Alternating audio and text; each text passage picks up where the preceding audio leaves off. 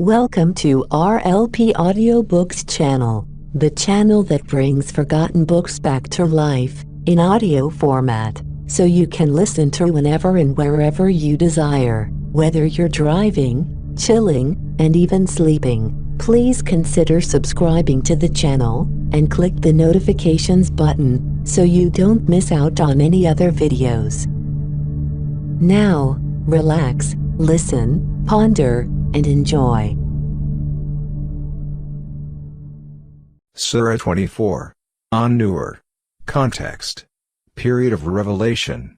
The consensus of opinion is that this surah was sent down after the campaign against Bani al-Mustalik, and this is confirmed by verses 11 to 20, that deal with the incident of the slander, which occurred during that campaign. But there is a difference of opinion as to whether this campaign took place in 5 after Hijrah, before the Battle of the Trench, or in 6 after Hijrah after it. The historical background. Now let us review the circumstances existing at the time of the revelation of this surah. It should be kept in mind that the incident of the slander, which was the occasion of its revelation, was closely connected with the conflict between Islam and the disbelievers. After the victory at Badr, the Islamic movement began to gain strength day by day, so much so, that by the time of the Battle of the Trench, it had become so strong, that the united forces of the enemy, numbering about 10,000, failed to crush it, and had to cease the siege of Medina after 1 month. Both parties understood that it meant that the war of aggression, which the disbelievers had been waging for several years, had come to an end. The Prophet himself declared, "After this year, the Quraysh will not be able to attack you. Now you will take the offensive." When the disbelievers realized that they could not defeat Islam on the battlefield, they chose a new path of attack, to assault the moral fabric of the Muslim community. It cannot be said with certainty whether this change of tactics was the outcome of deliberate consultations, or due to the humiliating retreat in the Battle of the Trench, for which all the forces of the enemy had been concentrated. The disbelievers knew that the rise of Islam was not due to the number of Muslims, nor to their superior arms and ammunition, and neither to their greater material resources. In fact, the Muslims were fighting against fearful odds on all these fronts. They considered that they owed their success to their moral superiority. The pure and noble qualities of the Prophet and his followers were capturing the hearts of the people and binding them into a highly disciplined community. As a result, they were defeating the polytheists and Jews because of their lack of discipline and character. The wickedness of the disbelievers led them to start a campaign of vilification against the Prophet and the Muslims, in order to destroy their high moral standard. The strategy was to attain the assistance of the hypocrites, to spread slanders against the Prophet and his followers, so that the polytheists and the Jews could exploit these, to sow the seeds of discord among the Muslims. The first opportunity for the use of the new strategy was afforded in Zulqa'dah, 5 after Hijrah, when the Prophet married Zainab, the daughter of Josh, who was the divorced wife of his adopted son, Zayd bin Haritha. The Prophet had arranged this marriage in order to put an end to the ignorant custom, where an adopted son was considered like a biological son to the adopted parents, whereas in Islam, this is a right that is solely retained by the true parents. The hypocrites, however, considered it a golden opportunity to maliciously slander the Prophet from inside the community, whilst the Jews and the polytheists focused on exploiting it from outside the community in a bid to ruin his high reputation. For this purpose, fantastic stories were concocted and spread to this effect.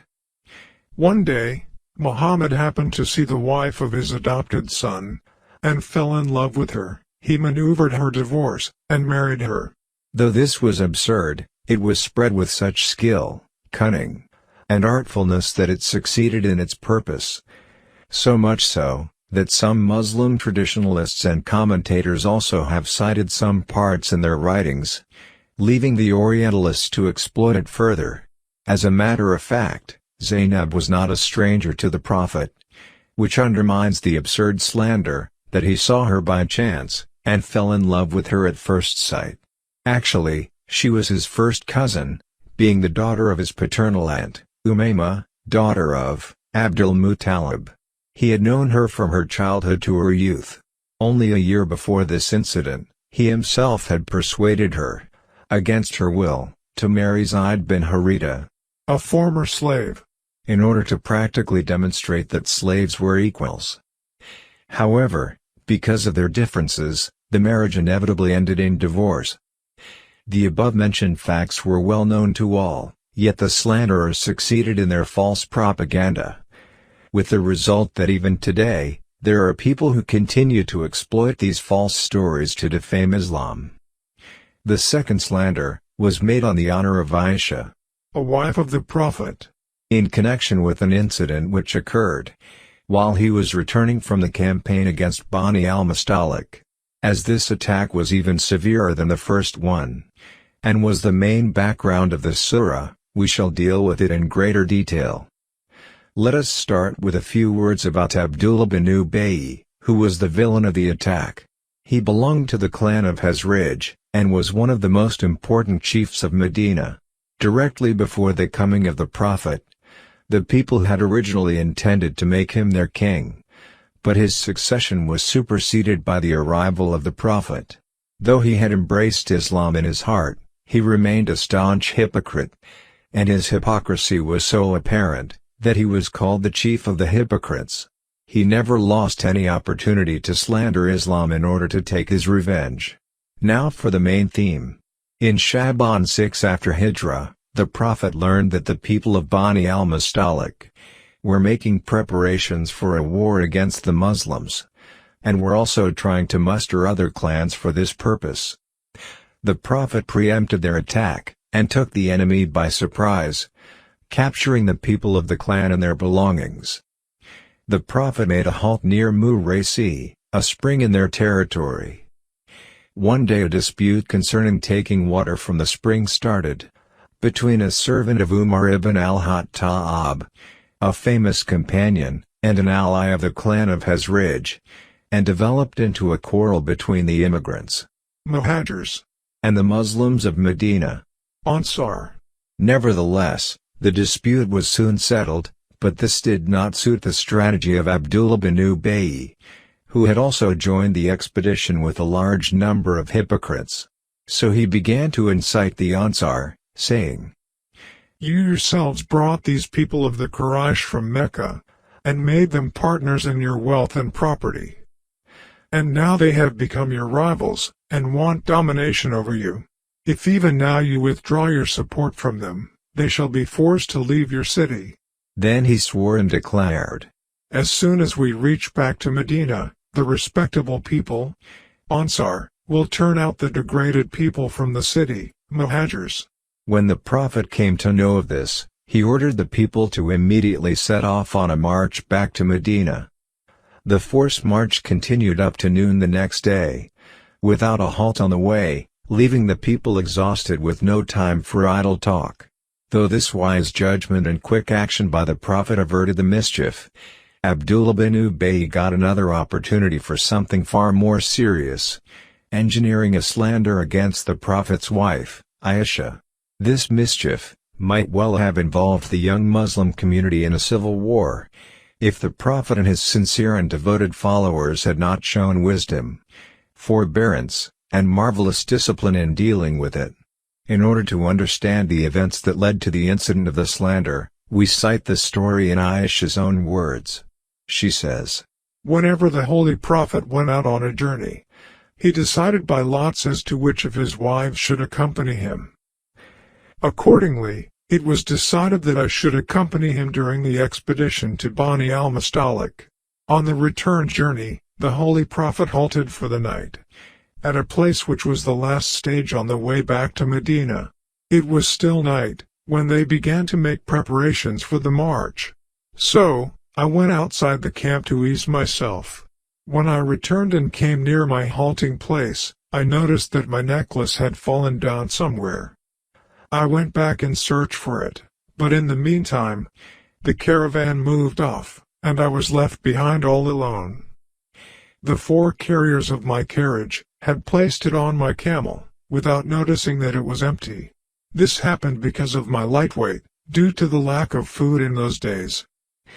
I wrapped myself in my sheet and lay down, in the hope that when it would be discovered that I had been left behind, a search party would come back to pick me up.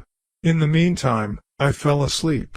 In the morning, when Safwan bin Mu'at al-Sulami passed that way, he saw me and recognized me, for he had seen me several times before the commandment about covering hijab had been sent down.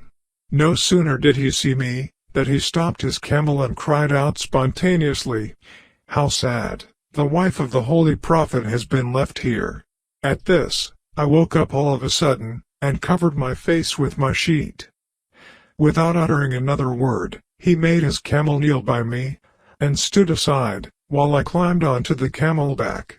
He led the camel by the nose string, and we overtook the caravan at about noon, when it had just halted, and nobody had yet noticed that I had been left behind. I learnt afterwards that this incident had been used to slander me, and Abdullah bin Ubay was foremost among the slanderers. According to other traditions, when Aisha reached the camp on the camel led by Safwan, and it was known that she had been left behind, Abdullah bin Ubay cried out, "By God, she could not have remained chaste. Look, there comes the wife of your prophet openly, on the camel led by the person with whom she passed the night." When I reached Medina, I fell ill and stayed in bed for more than a month. Though I was quite unaware of it, the news of the slander was spreading like a scandal in the city, and had also reached the Holy Prophet. Anyhow, I noticed that he did not seem as concerned about my illness as he used to be. He would come, but without addressing me directly, would inquire from others how I was, and leave the house. Therefore, it troubled my mind that something had gone wrong somewhere. So, I took leave of him and went to my mother's house for better nursing. While I was there, one night I went out of the city to ease myself, in the company of Mistah's mother, who was a first cousin of my mother. As she was walking along, she stumbled over something and cried out spontaneously, "May Mistah perish!" To this, I retorted, "What mother are you that you curse your own son, the son who took part in the Battle of Badr?" She replied, "My dear daughter, are you not aware of his scandal-mongering?" Then she told me everything about the campaign of the slander. Hearing this horrible story, my blood curdled, and I immediately returned home, and passed the rest of the night crying over it.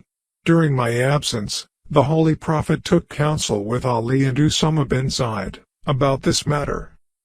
Usama said good words about me to this effect: "O Messenger of God, we have found nothing but good in your wife. All that is being spread about her is a lie and calumny." As regards Ali, he said, "O Messenger of God, there is no dearth of women, you may if you like, marry another wife. If, however, you would like to investigate into the matter, you may send for her maidservant and inquire into it through her." Accordingly, the maidservant was sent for and questioned. She replied, "I declare on an oath by God, who has sent you with the truth, that I have never seen any evil thing in her, except that she falls asleep when I tell her to look after the kneaded dough, in my absence, and a goat comes and eats it." On that same day, the Holy Prophet addressed the people from the pulpit, saying, "O Muslims, who from among you will defend my honor against the attacker of the person who has transgressed all bounds in doing harm to me, by slandering my wife? By God, I have made a thorough inquiry, and found nothing wrong with her, nor with the man whose name has been linked with the slander." At this, Usaid bin Hudayr, or Sa'd bin Mu'az, according to other traditions, stood up and said, "O Messenger of God, if that person belongs to our clan, we will kill him by ourselves, but if he belongs to the Hazraj clan, we will kill him if you order us to do so." Hearing this, Sa'd bin Ubadah, chief of the Hazraj clan, stood up and said, "You lie, you can never kill him. You are saying this just because the person belongs to our clan of Hazraj. Had he belonged to your clan, you would never have said so. Usaid retorted, "You are a hypocrite. That is why you are defending a hypocrite." At this, there was a general turmoil in the mosque, which would have developed into a riot, even though the Holy Prophet was present there the whole time. But he cooled down their anger, and came down from the pulpit. Let us point out the enormity of the mischief that was engineered by Abdullah bin Ubay. Number 1. It implied an attack on the honor of the Prophet, and Abu Bakr Siddiq, the father of Aisha, and the close companion of the Prophet. Number 2. He meant to undermine the high moral superiority of the Muslims. Number 3. He intended to ignite civil war between the Muhajirs and the Ansar, and between Aus and Hazraj, the two clans of the Ansar. Themes and topics. This surah, and verses 28 to 73, of Surah 33, Al-Ahzab, of which this is the sequel, were sent down to strengthen the moral front, which at that time was the main target of the attack. Verses 28 to 73 of Al-Ahzab were sent down concerning the Prophet's marriage with Zainab, and on the occasion of the second attack, the slander about Aisha. This surah was sent down to repair the cracks that had appeared in the unity of the Muslim community. If we keep this in view during the study of the two surahs, we can understand the wisdom that underlies the commandments about the veil. In Surah Al-Ahzab, God sent the following instructions to strengthen and safeguard the moral front, and to counteract the storm of propaganda that was raised on the occasion of the marriage of Zainab. Number 1. The wives of the Prophet were enjoined to remain within their private quarters, to avoid the display of adornments and to be cautious in their talk with other persons. Verses 32 to 33. Number 2. The other Muslims were forbidden to enter the private rooms of the Prophet, and instructed to make their requests from behind a curtain. Verse 53. Number 3. A line of demarcation was drawn between the Mahram, unmarriageable kin, and the non-Mahram, relatives. Only the former were allowed to enter the private rooms of those wives of the Prophet, with whom they were closely related. Verse 55. Number 4. The Muslims were told that the wives of the Prophet were prohibited for them just like their own mothers. Therefore every Muslim should regard them in the highest esteem, and with the purest of intentions. Verses 53 to 54. Number 5.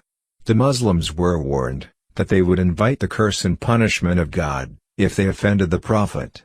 Likewise, it was a heinous sin to attack the honor of or slander any Muslim man or woman. Verses 57 to 58. Number 6. All the Muslim women were enjoined to cover over themselves with their outer garments when they had to go out of their houses. Verse 59, Al-Ahzab. On the occasion of the second attack, Surah An-Nur was sent down to keep pure and strengthen the moral fiber of the Muslim society, which had been shaken by the enormity of the slander. Below is a summary of the commandments and instructions in their chronological order, so that one may understand how the Quran makes use of the event to reform the community through legal, moral, and social measures. Number 1. Fornication, which had already been declared to be a social crime. Surah 4, An-Nisa, verses 15 and 16. Was now made a criminal offense and was to be punished with 100 lashes. Number 2. It was enjoined to boycott the adulterous men and women, and the Muslims were forbidden to have any marriage relations with them. Number 3. The one who accused another of adultery, but failed to produce 4 witnesses, was to be punished with 80 lashes. Number 4. The law of li'an was prescribed to decide the charge of adultery by a husband against his own wife. Number 5. The Muslims were enjoined to learn a lesson from the incident of the slander about Aisha. People should be very cautious in regard to charges of adultery against righteous people, and should not spread lies. Rather, they should refute and suppress such ideas immediately. A general principle was also expressed, that the proper spouse for a pure man is a pure woman, and vice versa. Also, Reflecting upon the incident, the people knew that the prophet was a pure man, chosen by God, the purest of all human beings. So how could they believe that God would allow him to marry a wicked woman, and exalt her as the most beloved of his wives? It was obvious that an adulterous woman could not have been able to deceive a pure man like the prophet. They also ought to have considered the fact that the accuser was an evil person with vested interests, while the accused was always known as a pure chaste woman. This should have been enough to convince them that the accusation was not worth their consideration, and not even conceivable. Number 6. Those who spread news, and evil rumors, and propagate wickedness in the Muslim community, deserve punishment and not encouragement. Number 7. A general principle was laid down, that relations in the Muslim community should be based on good faith, and not on suspicion. Everyone should be treated as innocent, unless he is proven to be guilty. Number 8.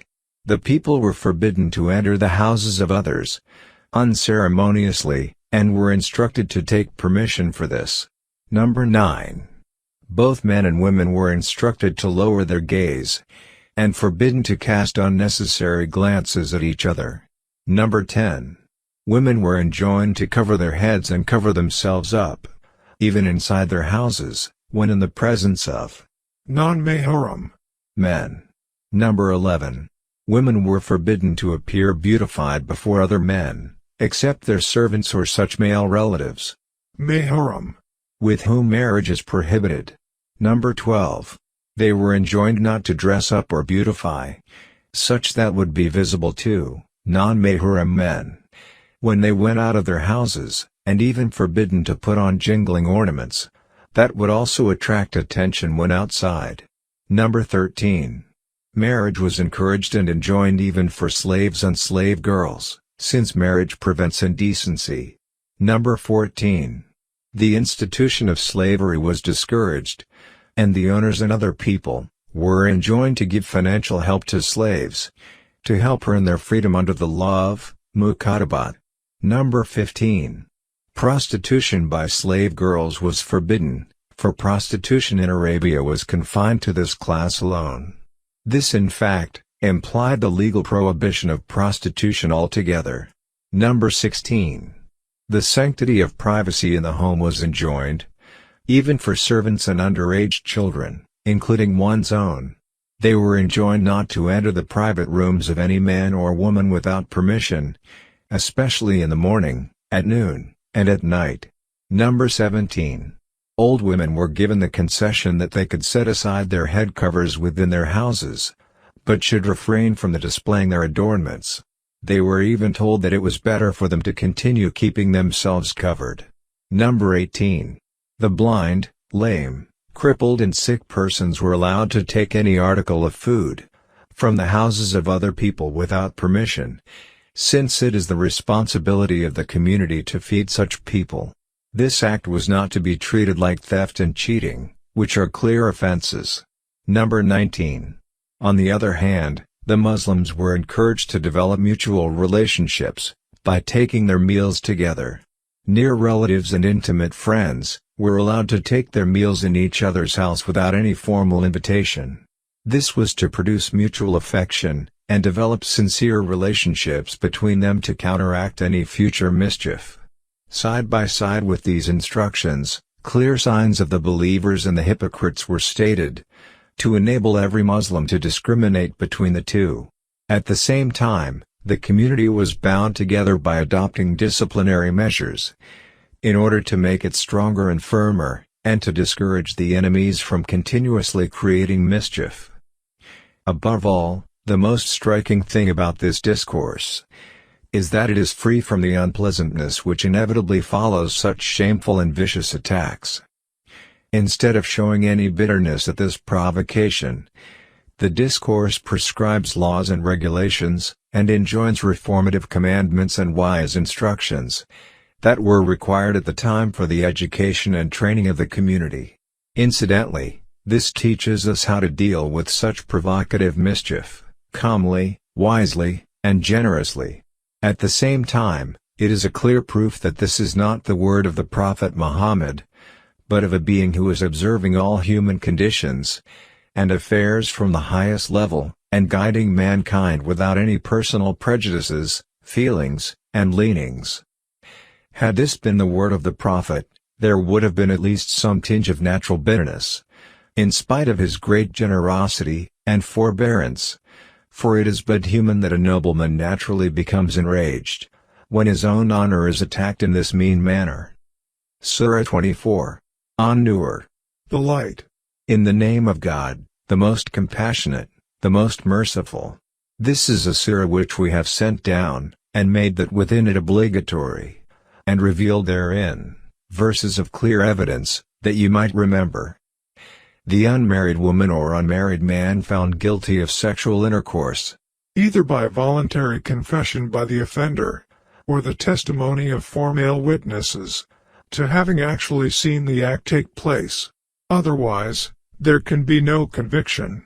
Lash each one of them with 100 lashes.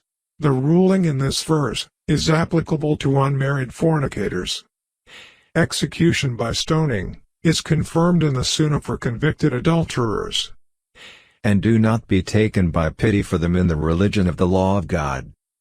Meaning, do not let sympathy for a guilty person move you to alter anything ordained by God, for His law is protection for society as a whole. If you should believe in God and the last day, and let a group of the believers witness their punishment. The fornicator does not marry except a female fornicator or polytheist, and none marries her except a fornicator or a polytheist. Included in this ruling is the adulterer as well. Such persons cannot be married to believers unless they have repented and reformed. And that marriage to such persons has been made unlawful to the believers. And those who accuse chaste women and then do not produce 4 witnesses, lash them with 80 lashes, and do not accept from them testimony ever after. And those are the defiantly disobedient, except for those who repent thereafter and reform, for indeed God is forgiving and merciful.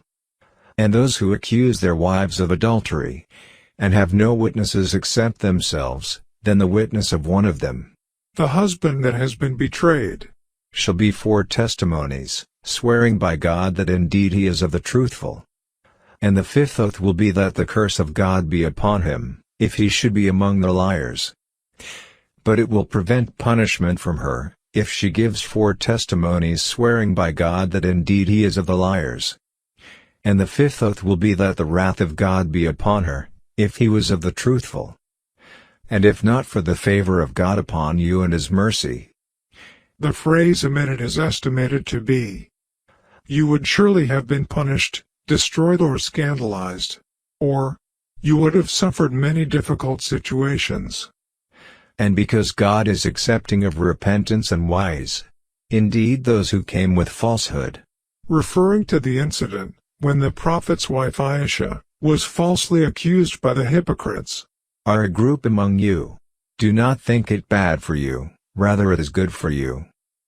For every person among them is what punishment he has earned from the sin, and he, who took upon himself the greater portion thereof. Meaning, Abdullah bin Ubay, leader of the hypocrites. For him is a great punishment in hellfire. Why when you heard it, did not the believing men and believing women think good of themselves, one another, and say, this is an obvious falsehood? Why did they who slandered not produce for it 4 witnesses? And when they do not produce the witnesses, then it is they, in the sight of God, who are the liars. And if it had not been for the favor of God upon you, and His mercy in this world and the hereafter, you would have been touched for that lie, in which you were involved by a great punishment, when you received it with your tongues, rather than your ears, meaning, not thinking about what you had heard, but hastening to repeat it carelessly. Your mouths uttering something about which you had no knowledge. You considered it to be a trivial matter, while it was, in the sight of God, tremendous. And why, when you heard it, did you not say, it is not for us to speak of this? Exalted are you, O God, this is a great slander? God warns you against returning to the likes of this conduct, ever, if you should be believers. And God makes clear to you the verses. His rulings. And God is knowing and wise. Indeed, those who like that immorality, specifically, unlawful sexual relations, should be spread, or publicized, among those who have believed will have a painful punishment in this world and the hereafter. And God knows the hidden aspects of all things, what is beneficial and what is harmful. And you do not know. And if it had not been for the favor of God upon you and His mercy, and because God is kind and merciful, the phrase emitted is estimated to be, you would surely have been punished, destroyed or scandalized, or, you would have suffered many difficult situations. O you, who have believed, do not follow the footsteps of Satan. And whoever follows the footsteps of Satan, indeed he enjoins immorality and wrongdoing. And if not for the favor of God upon you, and His mercy, not one of you would have been pure, ever, but God purifies whom He wills, and God is hearing and knowing. And let not those of virtue among you, and wealth, swear not to give aid to their relatives, and the needy, and the emigrants for the cause of God, and let them pardon and overlook. Would you not like that God should forgive you? And God is forgiving and merciful. Indeed, those who falsely accuse chaste, unaware, and believing women are cursed in this world and the hereafter.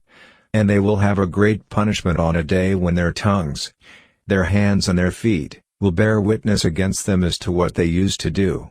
That day, God will pay them in full their true, deserved recompense, and they will know that it is God who is the manifest truth. Evil words are for evil men, and evil men are subjected to evil words. And good words are for good men, and good men are an object of good words. Another accepted interpretation is, evil women are for evil men, and evil men are for evil. Those good people are declared innocent of what they, slanderers, say. For them is forgiveness and noble provision. O you, who have believed, do not enter houses other than your own houses, until you ascertain welcome, and greet their inhabitants by the words, Assalamu alaikum, peace be upon you. That is best for you, perhaps you will be reminded, advised. And if you do not find anyone therein, do not enter them until permission has been given you. And if it is said to you, go back, then go back. Or a similar expression, showing that the occupants are not prepared to receive visitors, which should be respected. It is purer for you. And God is knowing of what you do. There is no blame upon you, for entering houses not inhabited in, which there is convenience for you. Meaning, some benefits such as rest, shelter, commodities, one's personal belongings, etc. And God knows what you reveal and what you conceal. Tell the believing men to lower their glances, looking only at what is lawful, and averting their eyes from what is unlawful. And guard their private parts from being seen and from unlawful acts. That is purer for them. Indeed, God is acquainted with what they do. And tell the believing women to lower their glances, looking only at what is lawful, and averting their eyes from what is unlawful. And guard their private parts, and not expose their adornment, both natural beauty, such as hair or body shape, and that with which a woman beautifies herself of clothing, jewelry, etc. Except that which necessarily appears thereof. Meaning, the outer garments, or whatever might appear out of necessity, such as a part of the face or the hands. And to wrap a portion of their head covers over their chests, and not expose their adornment beauty. And good women are for good men, and good men are for good women. Except, to their husbands, their fathers, their husbands' fathers, their sons, their husbands' sons, their brothers' sons, their sisters' sons, their women, that which their right hands possess, slaves, or those male attendants having no physical desire. Referring to an abnormal condition, in which a man is devoid of sexual feeling. Or children who are not yet aware of the private aspects of women. And let them not stamp their feet, to make known what they conceal of their adornment. and turn to God in repentance, all of you, O believers, that you might succeed. And marry the unmarried among you, and the righteous among your male slaves and female slaves. If they should be poor, God will enrich them from His bounty, and God is all-encompassing and knowing. But let them, who find not the means for marriage, abstain from sexual relations until God enriches them from His bounty. And those who seek a contract for eventual emancipation, from among whom your right hands possess. Meaning, those slaves who desire to purchase their freedom from their owners, for a price agreed upon by both. Then make a contract with them, if you know there is within them goodness, and give them from the wealth of God which He has given you. And do not compel your slave girls to prostitution if they desire chastity, to seek thereby the temporary interests of worldly life. And if someone should compel them, then indeed God is to them after their compulsion, forgiving and merciful. And we have certainly sent down to you distinct verses. Meaning, rulings and ordinances, in particular those in this surah. And examples from those who passed on before you, and an admonition for those who fear God. God is the light. Meaning, the source and bestower of light and enlightenment. Of the heavens and the earth. The example of His light. His guidance in the heart of a believing servant. Is like a niche within which is a lamp. Literally, a burning wick, which is the essence of a lamp. The lamp is within glass, the glass as if it were a pearly white star, lit from the oil of a blessed olive tree, neither of the east nor of the west, whose oil would almost glow even if untouched by fire. Light upon light. God guides to His light whom He wills. And God presents examples for the people, and God is knowing of all things. Such niches are in houses, mosques, which God has ordered to be raised, and that His name be mentioned therein, exalting Him within them, in the morning and the evenings. The term used here can refer to either afternoon or evening. There are men, whom neither commerce nor sale distracts from the remembrance of God, and performance of prayer and giving of zakat. They fear a day in which the hearts and eyes will fearfully turn about, that God may reward them according to the best of what they did, and increase them from His bounty. And God gives provision to whom He wills, without account. Limit. But those who disbelieved, their deeds are like a mirage, in a lowland, which a thirsty one thinks is water, until, when he comes to it, he finds it is nothing, but finds God before him, and He will pay him in full, his due, and God is swift in account. Or they are like darknesses within an unfathomable sea, which is covered by waves upon which are waves, over which are clouds. Darknesses. Some of them upon others. When one puts out his hand therein, he can hardly see it. And he, to whom God has not granted light, for him there is no light. Do you not see, that God is exalted by whomever is within the heavens and the earth, and by the birds with wings spread in flight? Each of them has known His means of prayer and exalting Him, and God is knowing of what they do. And to God belongs the dominion of the heavens and the earth, and to God is the destination. Do you not see that God drives clouds? Then He brings them together, then He makes them into a mass, and you see the rain emerge from within it. And He sends down from the sky, mountains of clouds within which is hail, and He strikes with it whom He wills, and averts it from whom He wills. The flash of its lightning almost takes away the eyesight. God alternates the night and the day. Indeed, and that is a lesson for those who have vision. God has created every living creature from water. And of them, are those that move on their bellies, and of them, are those that walk on 2 legs, and of them, are those that walk on 4. God creates what He wills. Indeed, God is over all things competent. We have certainly sent down distinct verses. And God guides whom He wills to a straight path. But they, the hypocrites, say, "We have believed in God and in the messenger and we obey." Then a party of them turns away after that. And those are not believers. And when they are called to the words of God and His messenger to judge between them, at once a party of them turns aside in refusal. But if the right is theirs, they come to him in prompt obedience. Is there disease in their hearts? Or have they doubted? Or do they fear that God will be unjust to them, or his messenger? Rather, it is they who are the wrongdoers, the unjust. The only statement of the true believers, when they are called to God and his messenger, to judge between them, is that they say, "We hear and we obey." And those are the successful.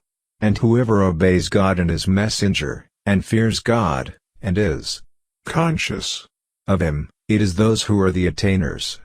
And they swear by God their strongest oaths, that if you ordered them, they would go forth in God's cause. Say, do not swear.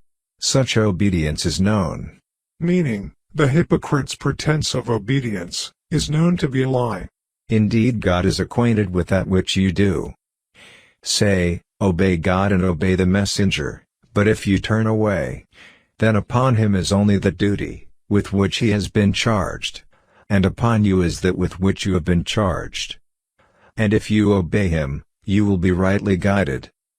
And there is not upon the messenger, except the responsibility to convey clearly.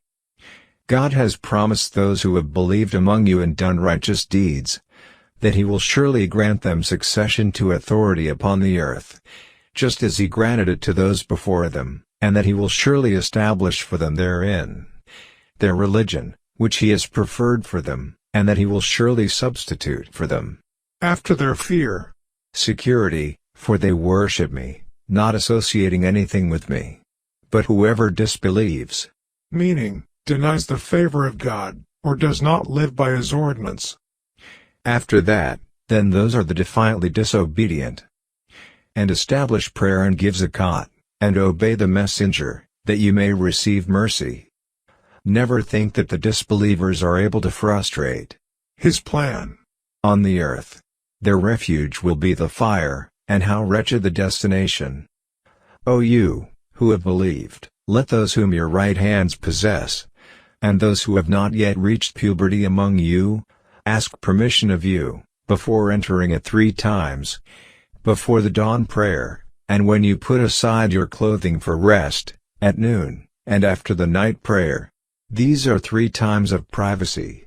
Literally, exposure, or being uncovered. For you, there is no blame upon you, nor upon them, beyond these periods, for they continually circulate among you. Some of you, among others.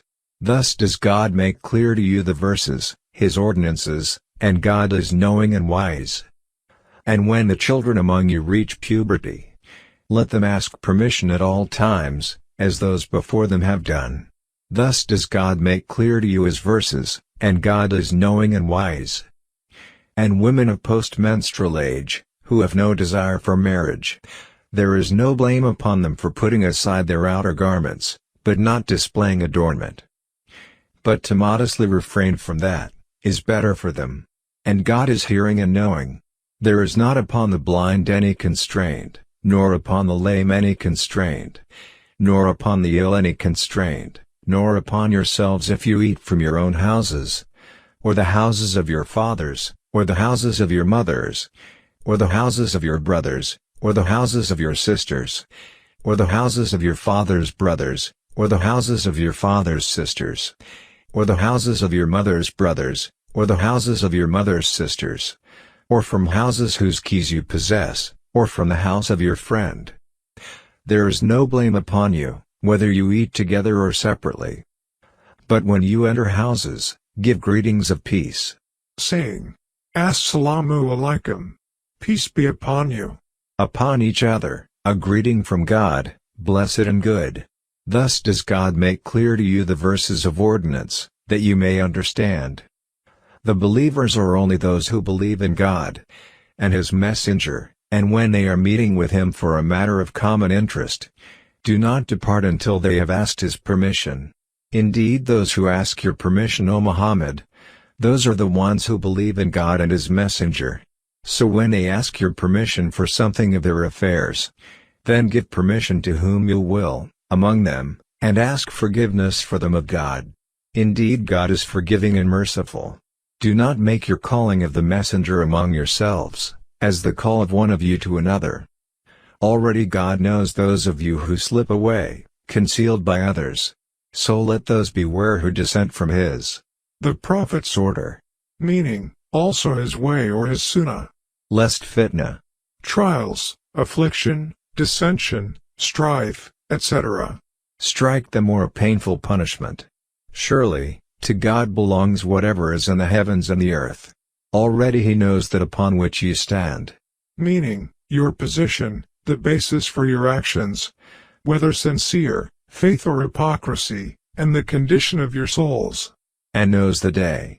The meaning can also be rendered, and let them beware of the day, when they will be returned to him, and he will inform them of what they have done.